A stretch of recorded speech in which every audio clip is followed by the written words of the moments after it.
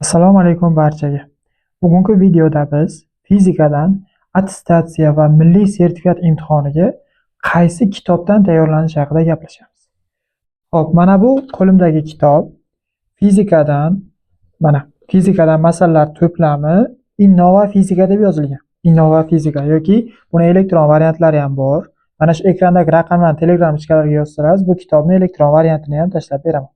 Aynan shu kitobda fizikaga doir qiyin masalalarni berib o'tilgan, ya'ni attestatsiyada tushish ehtimoli bo'lgan va tushgan testlarni namunaviy savollar tarzida qiyinroqlari eng saviyali va eng murakkab masalalar va savollar bor. Mana shu kitobni ishlasalaringiz, nasib bo'lsa, attestatsiya imtihonidan ham, milliy sertifikat imtihonidan ham yetarlicha ball to'playsizlar. Mana shu. Bu kitob haqida gaplashadigan bo'lsam, Sardor Berdiyev muallifi va fizikadan masalalar to'plami nomi. Qaysi bo'limlarni o'z ichiga oladi desam, mexanika, molekulyar fizika va termodinamika, elektr, tebranish va to'lqinlar, optika, atom va yadro fizikasi. Mana shu bo'limlarni o'z ichiga oladi. Demak, Innova fizika deb yozsalaringiz, elektron variantlari ham chiqadi internetda ham yoki Telegram guruhlarida ham chiqishi mumkin. Agar topolmasalaringiz, ana shu ekrandagi raqamlarga murojaat qilib, mendan so'rashlaringiz mumkin, elektron variantini tashlab beraman.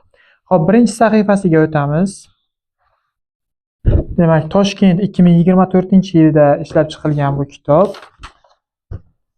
Xo'p, ushbu kitob fizikadan oliy o'quv yurtlariga kirish imtihonlari va milliy sertifikat imtihonlariga tayyorgarlik ko'ruvchi abituriyentlar hamda attestatsiya imtihonlariga tayyorgarlik ko'ruvchi o'qituvchilar uchun mo'ljallangan. Kitobdagi barcha masalalar asosini oson va o'rta darajadagi masalalar tashkil qiladi. Hech bir masala o'ta murakkab yodlashuvni talab qilmaydi. Mavzuni yaxshi tushungan o'quvchi biroz fikrlasa, kitobdagi har qanday masalalarni qiyinchiliksiz ishlay oladi. Qiyinroq darajadagi masalalar yulduzcha belgisi bilan ajratilgan. Abituriyentlar agar fizikani noldan boshlagan bo'lsa, dastlab yulduzcha belgisi qo'yilgan masalalarni ishlamasdan, kitob tugagandan keyin o'qituvchini alohida yondashuvi yordamida ularni ishlab chiqishini tavsiya etamiz debdi. Demak, endi bunda rejaga o'tamiz. Bunda rejada xo'p, kinematikaga doir 13 ta mavzu bor. Dinamikaga doir xo'p 37, hozir bu yog'ini ko'ramiz. 40 ta bo'lsa, 40 dan 13 ni ayirishimiz kerak. Ya'ni 37 ta. Adashmasam, 37 ta yana mavzu bor. 37 ta. Xo'p, suyuqlik va gazlar mexanikasi, endi optik hisoblab aytyapman, dinamika bo'limida yana mavzular bor. Shulardan 37 tasi demak dinamikaga doir, 13 tasi esa kinematikaga doir ekan. Xo'p, tebranish va to'lqinlar bo'limi, molekulyar fizikaga doir jami nechta mavzu bor? Bu to'plamasangiz 145 ta mavzu bor ekan va 146-mavzu birliklar haqida ekan. Endi bu kitobni ishlab chiqishlaringizni tavsiya qilaman. Va bu attestatsiyadan o'tishlaringizga, milliy sertifikat imtihonidan yetarlicha ball to'plashlaringizga sizlarga yordam beradi. Xo'p, kitobning oxirgi betida esa birliklar haqida masalalar berilgan, ya'ni birliklar kilogramm ko'paytirilgan, metr kvadrat taqsim sekund kub nimani birligiga to'g'ri keladi, shularni hisoblashlaringiz kerak bo'ladi. Xulosa qilib aytadigan bo'lsam, sizlar milliy sertifikat imtihoniga yoki attestatsiya imtihoniga o'qishga kirish uchun tayyorlanmoqchi bo'lsalaringiz, fizikadan masala ishlash uchun mana shu kitobni tavsiya qilaman. Eng saviyali, eng yaxshi kitob. O'zim ishlab chiqqanman. Yaxshi kitob. Sizlarga foydasi bo'ladi degan umiddaman.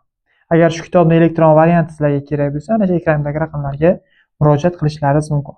Fizika yoki matematika fanlaridan onlayn kurslarda tayyorlanib, milliy sertifikat imtihoniga o'qishga kirish uchun yoki attestatsiya imtihoniga tayyorlanmoqchimisiz? Unda quyidagi raqamlarga murojaat qilib, meni shaxsan o'zimni Fazliddinov Diyorbekni onlayn kurslariga qatnashishingiz mumkin. Meni video darslarimni YouTube ijtimoiy tarmog'ida ham ko'rishingiz mumkin. YouTube'da Fazliddinov Diyorbek deb yozsangiz, darslarim kelib chiqadi. Ko'rib, ma'qul bo'lsa, mana shu ekrandagi raqamlarga murojaat qilib, kurslarim haqida batafsil ma'lumot olishingiz mumkin. Shu bilan demak, bugungi sizlarga aytadigan ma'lumotlarim shundan iborat edi. Shu kitob haqida ma'lumot bermoqchi edim. Maqsadimga erishdim deb o'ylayman. Shu kitobni ishlab chiqsalaringiz, attestatsiyadan ham, milliy sertifikatdan ham, hatto DTM imtihoni, ya'ni o'qishga kirish uchun imtihonlarni ham muvaffaqiyatli topshirasizlar degan umiddaman. Shu bilan bugungi video o'z nihoyasiga yetdi.